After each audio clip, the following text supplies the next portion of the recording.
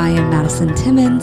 I'm Chris Susie. And we're paranormal specialists who live in the most haunted city on earth, Savannah, Georgia. Every day is Halloween in our line of work, so join us as we spin true tales of haunts, murders, and disturbing Savannah history.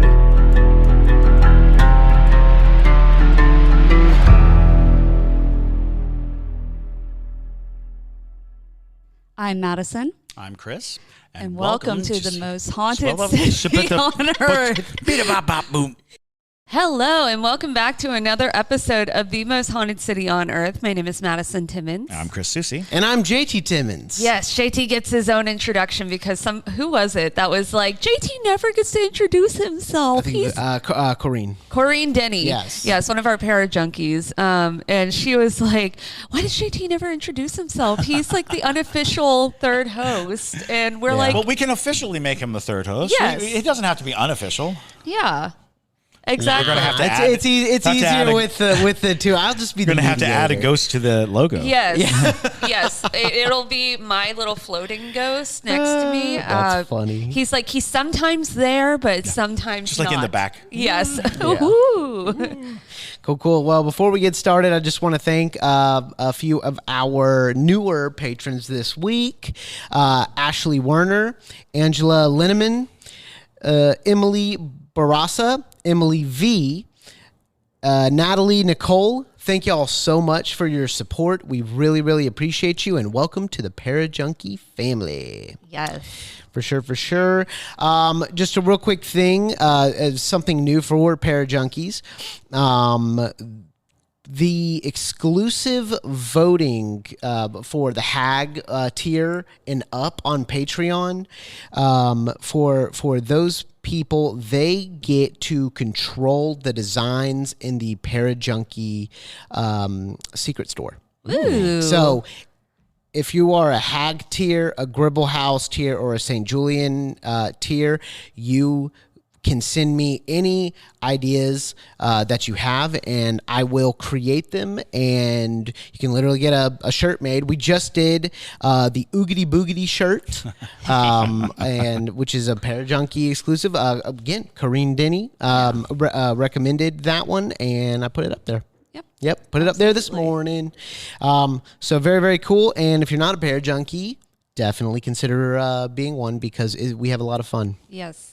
Absolutely. We're always putting up new, interesting little bits and bobs over on the Parajunkie side of things. Chris and JT just did like a whole little Discord on horror movies and ghostly horror movies. So that's just one of the surface level things that we talk about. We talk about random questions that people have, different theories and things like that. So if you're looking for more of that type of style of content, definitely consider becoming a Parajunkie. Yes. All right, let's go ahead and get started with the Q&A. Here we go. How would someone who closed themselves off to any sensitivity or abilities because of religious teachings that it's from the devil and a sin begin to embrace and open themselves back up? Lately, I have been feeling pulled towards my Irish ancestors' pagan beliefs, even though I am Christian, and I can feel my childhood sensitivity returning. Yes, that's tricky. I get that in a lot of ways. I was raised Christian as well, and there are a lot of people who grow up in the church and they are told that, even though, in my opinion, spirituality is totally different than being religious, and I think that's the important thing to separate, because you are still a spiritual being, and if, like in my personal belief system, that we are connected to all the things that surround us, all those different energies, all those different spirits. If you have that sensitivity, it doesn't make you any less of a Christian. It just means that you have that type of sensitivity. So I feel like reminding yourself and allowing yourself that space, if you want to be open to it and allow yourself to engage in that ability, don't feel bad about, your religion just because you're able to see spirits or hear spirits or whatever it be.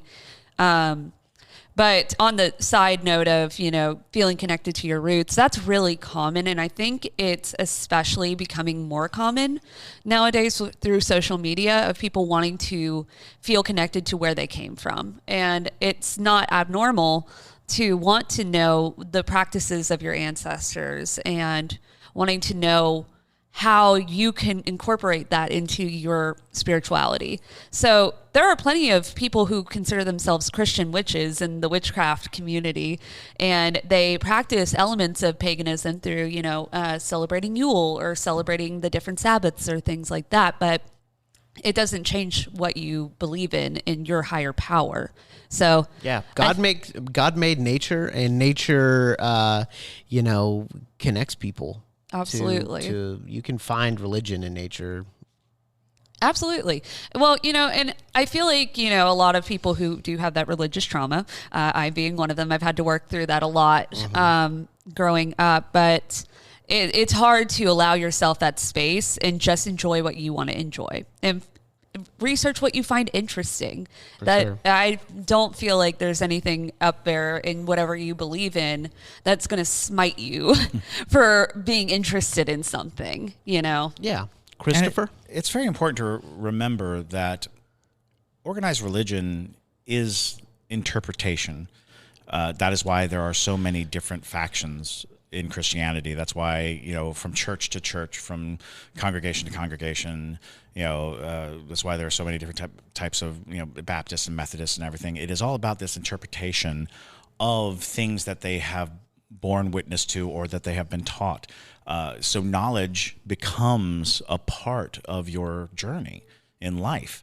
And so if you want to explore and know more about your ancestors, your roots, where you come from, it will open your eyes to interpretations that other people had of events, of things that happened in nature and how they honored them and how they went about, their worship. Because worship is a concentrated effort to ally yourself with the observational spirituality around you. And that's why every region of the world has different styles and approaches of worship, is because they were having different types of a phenomenon that they would observe and they would witness and they would want to honor and make sure that, the harvest came back and make sure that these things would happen.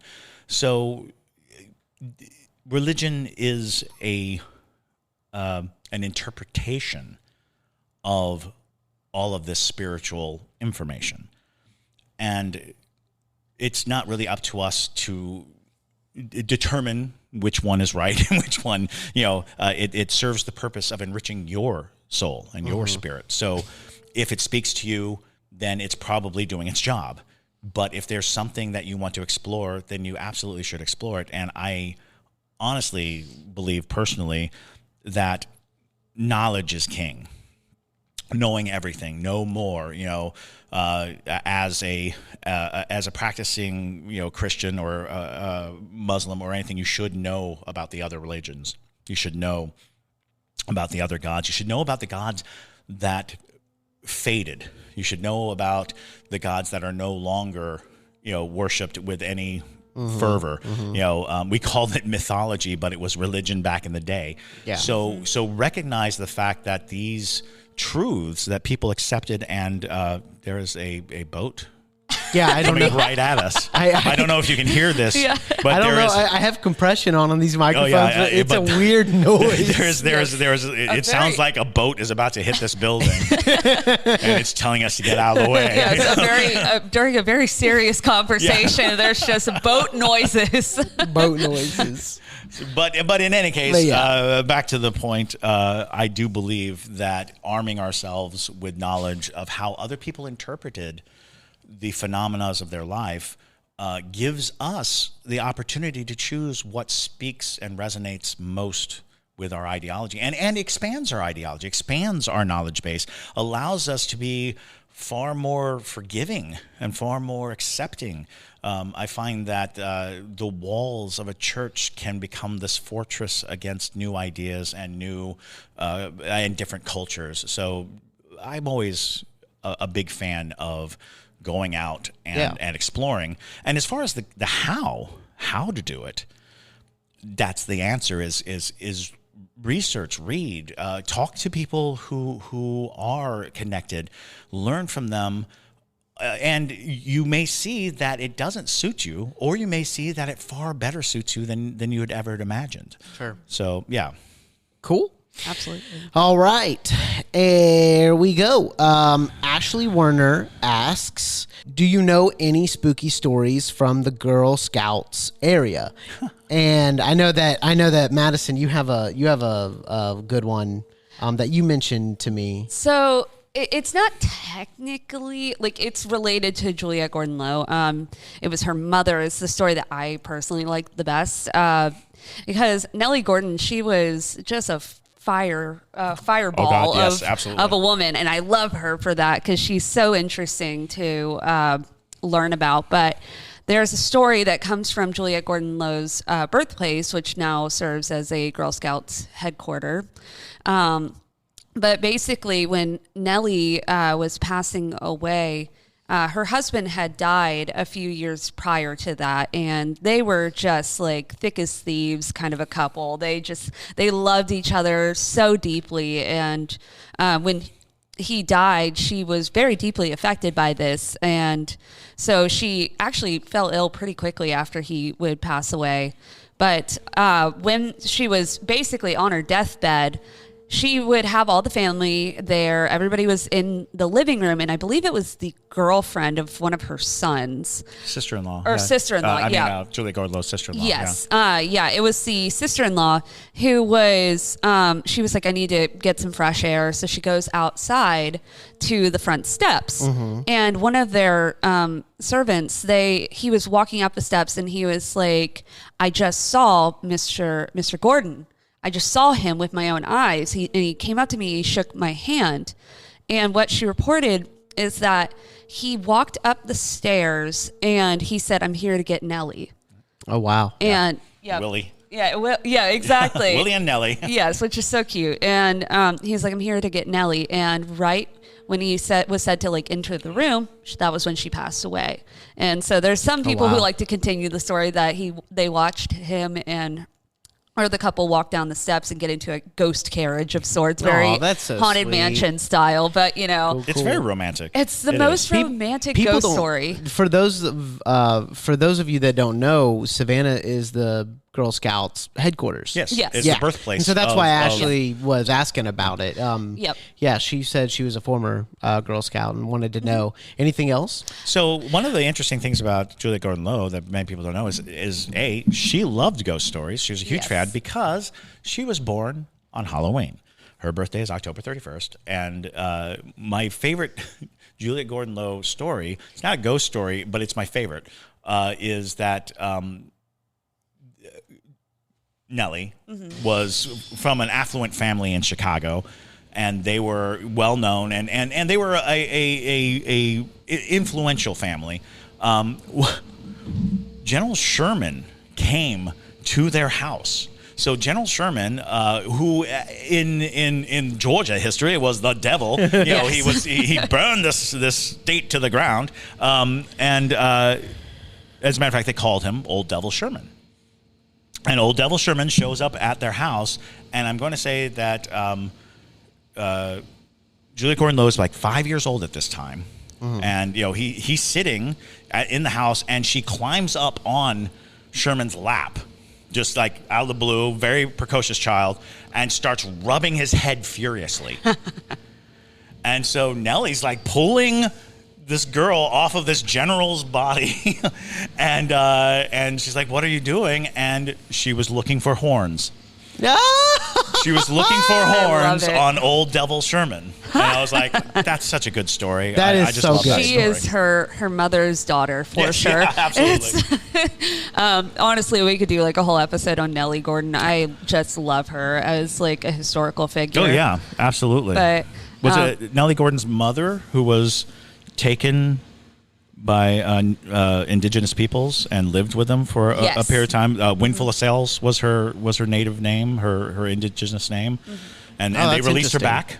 Yep. Yeah, and she came back. She had lived with the indigenous people for a while and came back, and I was like, that family is amazing. That story is incredible. It is. That is. But yeah, the Andrew Lowe house is, if you go into the courtyard, that's where the first Girl Scout meeting was held. It's Andrew Lowe house is where Juliette Gordon Lowe would pass away. She passed away if you go to the upstairs, it's the second bedroom on the right-hand side. And she was sitting next to the window in a chair. And I was like, that's very cinematic, the way she passed away. Yeah, if you go, because the carriage house like situation was where the Girl Scouts started, and famously Julie Gordon Lowe made a phone call and was like, I have an idea that's going to help the girls of Savannah and the world. And it's and she was absolutely right. She was. I was a Girl Scout up into cadets, which I believe is early teenage years. So I loved Juliette Gordon Lowe. But just an interesting family for sure. And their haunted story is, of course, the most romantic story in Savannah's history. Cool. All right. Nat Nelson.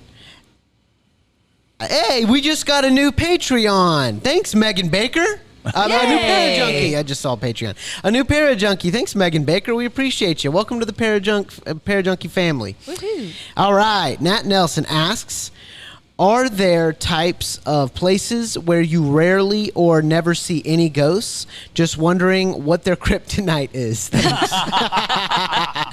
She's like, just for personal use, I just want to know. But so that's intriguing, because what you'll oftentimes find is most people will say that churches are generally not that haunted. Asheville would say otherwise. They would. On a whole, yeah. There's going to be haunted churches, absolutely. Oh, yeah.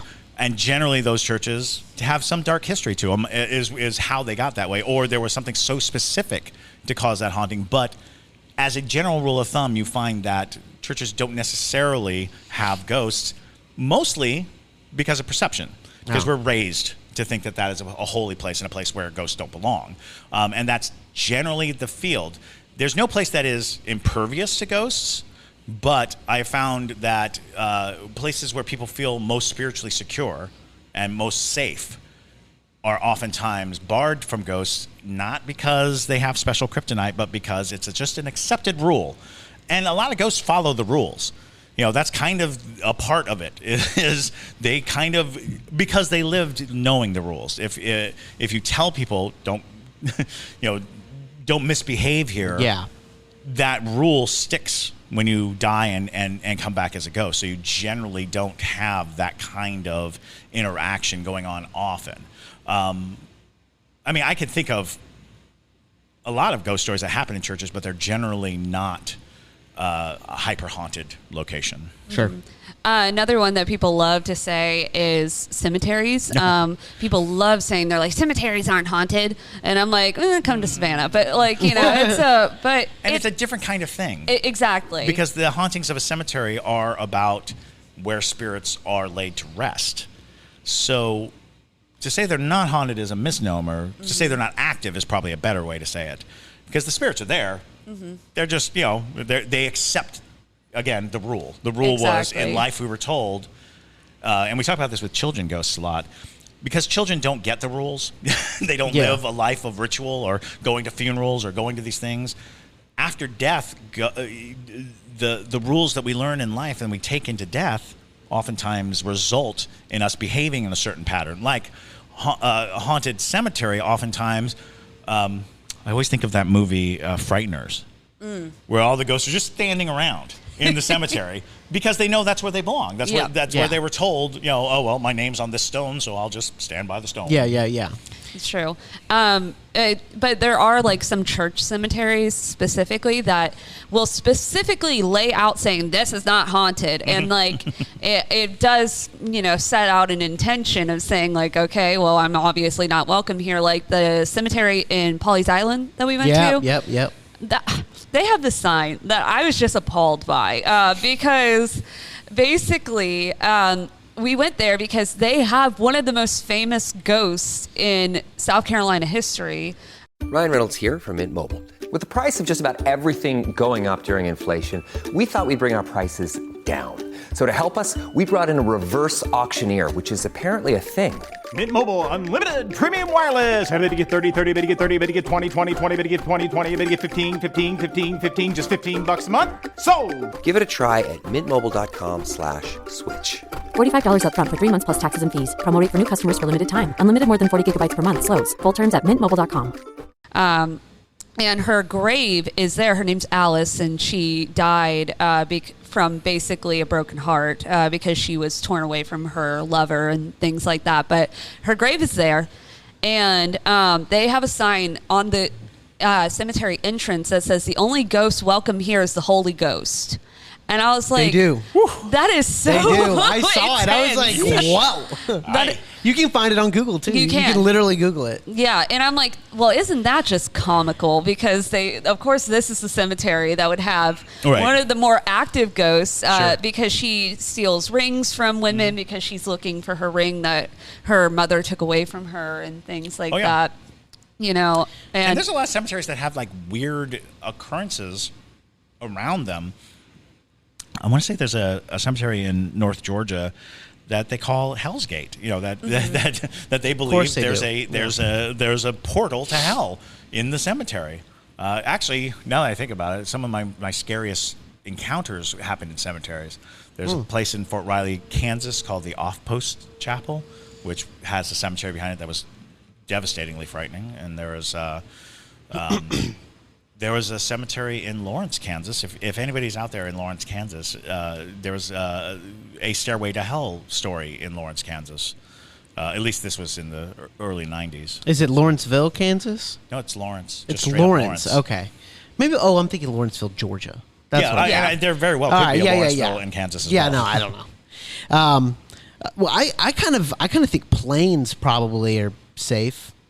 No, because like when I think of I don't know, high speed travel doesn't scream ghost to me. But here's the thing: is that like spirits do not operate on our same level of existence. Like going up to 500 miles per hour isn't going to do anything to a ghost that's attached to a person or a spirit that's attached to the plane itself, because plane crashes do happen and people die on planes and people are carted in planes, like bodies are carted in planes. Sorry, there is no kryptonite. Yeah, there's no safe spot unless you don't believe, like you just reject them. Well, yeah, I mean they're not going to waste their energy on you. They're not going to waste their energy, absolutely. And there are, because there are as many unhaunted places, if not more, than haunted. It's such that's a confusing question because it's about activity.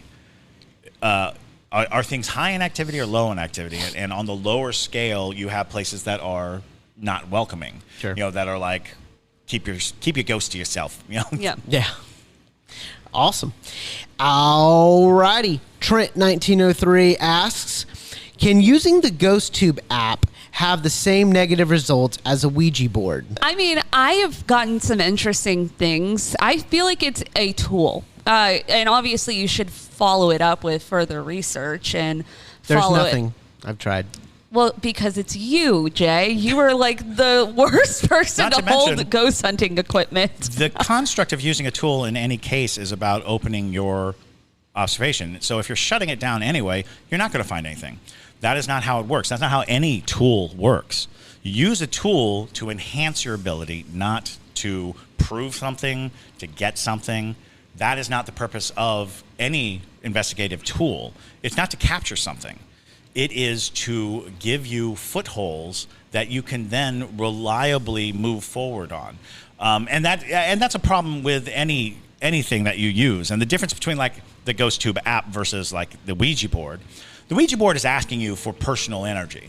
It's asking you to directly interact. Whereas the GhostTube app or any of the spirit boxes, any of these mechanical tools are environmentally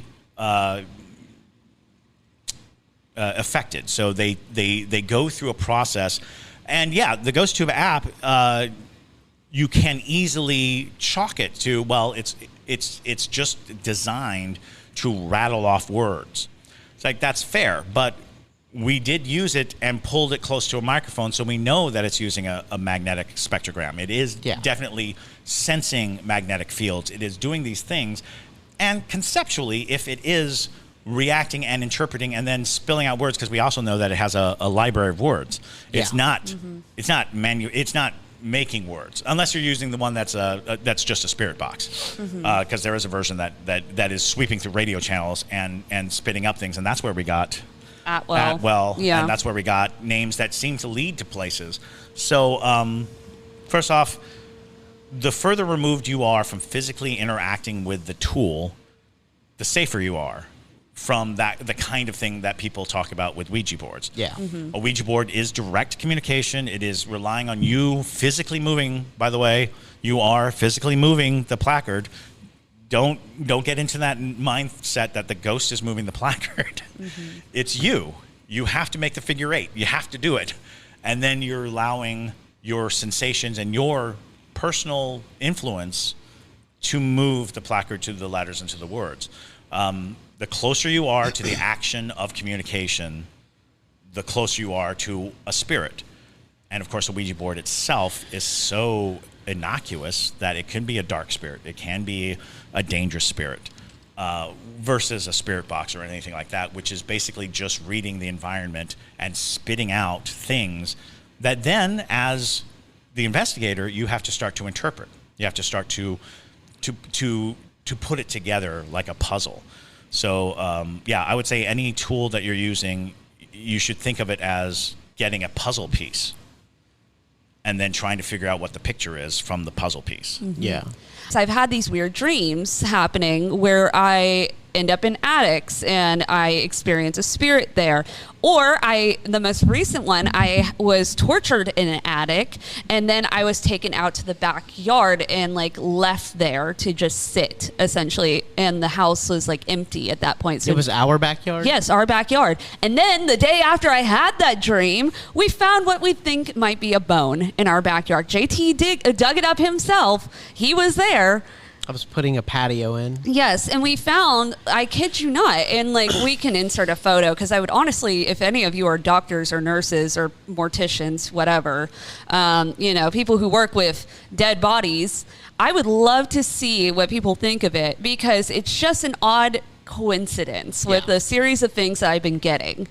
And where we live, it also, Chris and I have on side tangents, off camera, talked about it wasn't uncommon for people to get buried in their backyards. Certainly not on Jones Street. Yeah. Really hope I didn't dig somebody up. Well, I really hope I didn't. Well, and that it's was small bone. It is a small bone. It's a piece. It looked broken. So, if you look at the bone, the way it is it looks like a joint bone because it's smooth on the top. But it looks towards the bottom of it. It looks like it was snapped or something. Because it's got these sharp ridges at the bottom, and so it looks like it's a piece of a bigger bone of sorts. But very interesting nonetheless, and very much so a weird. Exactly. It's a very weird coincidence. After having all these dreams about being killed inside of our house, so no, I mean. I plan to go research this further. I believe everything you said other than the ghost tube stuff. Absolutely. I'm just saying, they do things okay, we were out on the kayak, and what did it say? It was like hell. No, it didn't say that. What did it say? It said something. Hold on, I can tell you. If you grab my phone over there, Jay, I will tell you exactly what it said. But basically, I pull it out every once in a while just to see, because we were out on Ebenezer Creek where thousands of people were massacred. Don't tell too much of it, because I actually have a Parajunkie exclusive plan just to talk about Ebenezer Creek massacre. There is because it's very sad. And there's a house not story. far from there that I've been asked about on several occasions, where I believe the mother is in prison for killing the child, and they think it's a ghost that killed the child. Wow. Ooh. So we're going to talk more about that in the Parajunkie exclusive, because there's a lot there. It's a super, super, super, super important story that actually not a ton of people know. And it's super disturbing and very sad. So we're gonna that's planned for Sunday. Your brain needs support, and new Ollie Brainy Chews are a delightful way to take care of your cognitive health. Made with scientifically backed ingredients like Thai ginger, L-theanine, and caffeine, Brainy Chews support healthy brain function and help you find your focus, stay chill, or get energized. Be kind to your mind and get these nootropic chews at ollie.com. That's OLLY.com. These statements have not been evaluated by the Food and Drug Administration. This product is not intended to diagnose, treat, cure, or prevent any disease. Let's see. Anne-Marie Morales, hello again, asks, will a ghost hunt / tour make you more susceptible to a spirit following you home, or will they attach to you anywhere and everywhere? I would agree on the latter half of that question with they kind of are just, if they're going to attach to you, they're going to attach to you regardless of whether or not you're on a tour or things like that. Typically, when you do like a ghost hunt or you do a ghost tour, you're actively putting the intention in that you're trying to interact, which I wouldn't say makes you more susceptible, but you're at least, putting yourself in a concentrated place. But in the terms of like things attaching to you, it's not as common as you would think. People have to give off something that spirit wants, or, give off something that attracts that spirit in general. So if you give that off and you're just walking down the street and that spirit notices it, you don't need to be doing a ghost hunt for it to be like, hello, I'm here, things like that. But I think it's really why you hear people like having more visceral experiences is because of the intention of wanting to interact, less so than, that just putting on a beacon of light and saying, attach to me, Yeah, well, and it's interesting because I think that the act of listening to ghost stories and of being in an environment where you're basically becoming more and more open to the concept and open to the idea, and that's kind of the practice of telling ghost stories is broadening your internal horizon, the concept, which would make you a little more attractive to a ghost. Because if you're closed off, the spirit may not want to have anything to do with you. But if you're actively pursuing ghost stories, if you're actively in a place where you're being affected by ghost stories, that means that your mind is opening to the prospect of ghosts, which could be something that attracts a ghost to you. So whenever you go ghost hunting, whenever you go looking for ghosts, you are actively participating in trying to experience it, which gives the ghost a little assurance that if they attempt to contact you or connect with you, that you'd be open to that connection, because they don't want to waste their energy on somebody that's closed. And I've been on plenty of ghost hunts where the skeptic of the group is so very closed that access seems impossible. That it would seem very strange.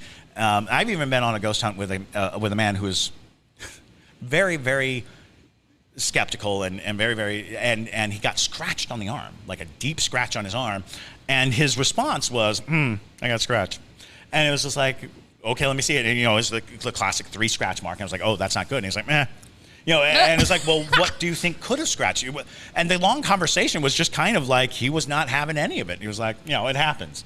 You get scratched. I'm like, okay. He was like, I could have been scratched at home. And I'm like, really? You didn't notice this deep scratches on your arm? And he's like, meh. And it's like, well, that ghost probably went home disappointed. Yes, absolutely. Like, I got that guy. No. Gosh, that's...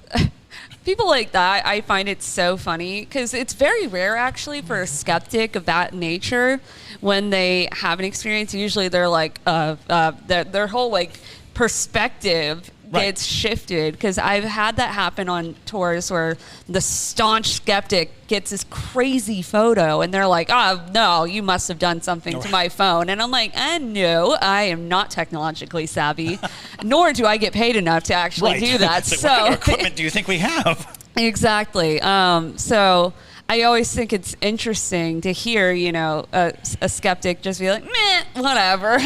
I absolutely love a skeptic who is unaffected, because it's not that they're staunch skeptics, so they're like, their point is being skeptic. It's just, it doesn't matter to them. It's like, don't you want to see something special? He's like, yeah, if something shows up, if something's going to show up, I'll look at it. And it's like, oh, okay. I mean, that's a different type of conviction, right. So I can't argue with it. All right, let's go ahead and move on. So Emery Morales actually sent a two-parter in. Part 1, do you believe there are places where energy will constantly churn up activity that no amount of cleansing can fully rid of? In part 2, saw it on TV that it had something to do with tectonic plates or magnetic pull in that spot. Yes, absolutely. Yeah. And a lot of people will argue that about Savannah, that there's a low-lying magnetic field around Savannah that is very responsible for the kinds of hauntings and the kinds of persistent hauntings that happen here. Yes, to disregard the idea of natural laying magnetic lines or unnatural ones where power lines converge, where faults are, I would have to say that there's going to be places where the energy is so easily digestible by spirits, that you're never going to find a way to counter the types of hauntings. But in those instances, oftentimes you can single out spirits and help the specific spirit find its release or its path. But the actual ongoing nature of the space will always draw more spirits. There will always be spirits coming. I know that I've heard of places where heavy quartz under the ground, limestone you had mentioned before, where there are large mineral deposits under the ground that can cause electromagnetic sorts of patterns. Yeah, I think spirits the supernatural will be drawn to it. Absolutely. And here's our Bloody Mackenzie moment of the episode. In the sense of just like power and electricity and things like that. One of the reasons why people believe that he is such a charged kind of spirit and why he's so powerful is because right behind his mausoleum is this massive power searcher. Oh, yeah, sure. And so they're like, I remember that. Yeah, well, because it's like, of course that's going to be something he's already a very powerful spirit, very powerful poltergeist, but when you have an endless supply of energy right behind his mausoleum, it makes sense that he would be like the supercharged poltergeist. Yeah, I had a ghost hunting friend who was big on look for the transformer boxes. How close are we? What is the electric situation? Because electricity is a very easily adaptable spiritual energy, and you hear it all the time, batteries being drained. I've often said that theaters are oftentimes haunted because of the sheer volume of electric lights that they have all strung up. So there's all of this wiring and all of this very powerful, potent lighting. So yeah, I definitely think that environment is a key to a lot of, especially nondescript haunting. And one last part of that is that doesn't negate the level of trauma or experiences that occur in a place. So like a place like Savannah that's just been battered down for its entire existence by history, just through like all the horrible things that have happened here with diseases and murders to, suicides and all these different things that happen. It's a very condensed area as well. So it's, that's not to say that doesn't have a hand in it, or places like the asylum up in West Virginia, Transaligony. That one, there's a lot of activity there too, and I think it's just because, in the same goes with most mental asylums, that was a lot of torture that was going on to those patients that would output a lot of energy. So I feel like that also goes hand in hand with the electricity thing, and I just wanted to clarify that as well, that it's not just one or the other. Right. Gotcha. All right.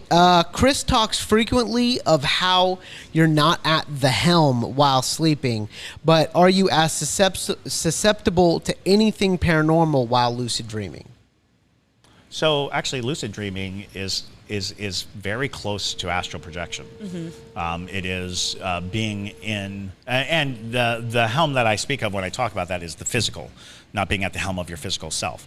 And so lucid dreaming is akin to astral projection. And yeah, I think that the luck that you have is you still have like maybe a foot in the conscious world that will help protect you if something is going on physically in because I find that lucid dreamers are also light sleeping. It's easy to be pulled out of lucid dreaming because you're closer to the conscious level, but it does make you attractive, I think, because what you're doing is you're actively exploring the subconscious world, and that does seem to suggest that your attention is in a subconscious, possibly alternate plane, but those are so hard to typify. Everything I say is kind of like theories. It's like this is how it looks and appears. So I would say yes, absolutely, but I do know that these are loose interpretations of observation. It's not. I don't have a book that will verify these facts. Yeah.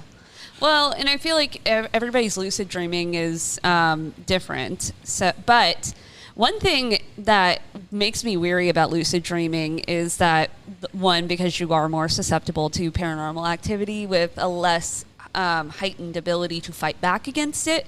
But the other thing is that it feels almost like it's a place where we're not supposed to be. There was a trend that went on TikTok. I don't know if this popped up on your For You page, Chris, but there was this person who was like, next time you have a lucid dream, ask somebody in your dream what day and what time it is. Oh, no.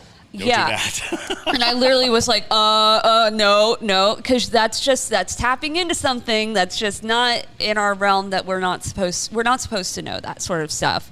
But this girl did it, and she talked about her experience, and it was kind of frightening because she had a lucid dream and she was in this diner, and she asked the waitress, she was like, what day and what time is it?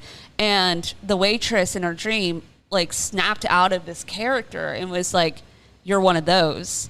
And she's like, you're not supposed to talk about that here. You're not supposed to ask those questions. And she was like, okay, that's weird. And then she goes and asks another person, and everybody in this diner just got up and started staring at her at the same time, because they're like, you're not supposed to know these things. You need to leave. Like, you can't come back here because you're not supposed to know this type of stuff. You can't ask questions, because I think the point of lucid dreaming is supposed to allow people to learn things in a deeper way. But when you go too far into being fully aware of where you are and able to ask questions and control what you're saying, that's where it gets dangerous. And it felt like those were the spirits or the elements of her mind that were like, you're now in danger. Right, yeah, absolutely. Exactly. That were like, you need to stop now. You need to go back. Like, you walked right up to the gate, because it's a very peculiar thing. Because they say things like, in the dream world, you're not supposed to be able to read. Like, if you look at a book, you're not supposed to be able to read. You're not supposed to be able to do these things, and a lot of that has to do with anchors. The anchors of the subconscious and the anchors of the dreamland, we'll call it, are that you can't connect, because if you were to connect, you may never wake up. If you were to stay there, you would assume the life that you're living was in that realm and not this one.